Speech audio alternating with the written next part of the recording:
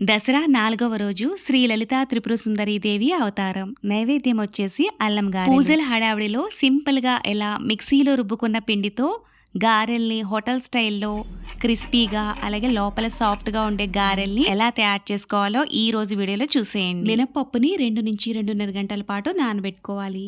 ఇలా నానబెట్టుకున్న మినపప్పుని శుభ్రంగా వాష్ చేసుకుని మిక్సీ జార్లోకి వేసుకోవాలి. ఇందులోకి 2 ఇంచుల అల్లాన్ని ఇలా ముక్కలుగా కట్ చేసుకుని వేసుకోవాలి. దానికి తగ్గట్టుగా పచ్చిమిర్చిని వేసుకుని తగినన్ని నీళ్లను వేసుకుని మెత్తగా మిక్సీ పట్టుకుని మిక్సింగ్ బౌల్లోకి తీసుకోవాలి. గారెలు హోటల్ స్టైల్లో క్రిస్పీగా రావాలంటే 2 టేబుల్ స్పూన్ల వరకు సుజీ రవ్వను వేసుకోవాలి.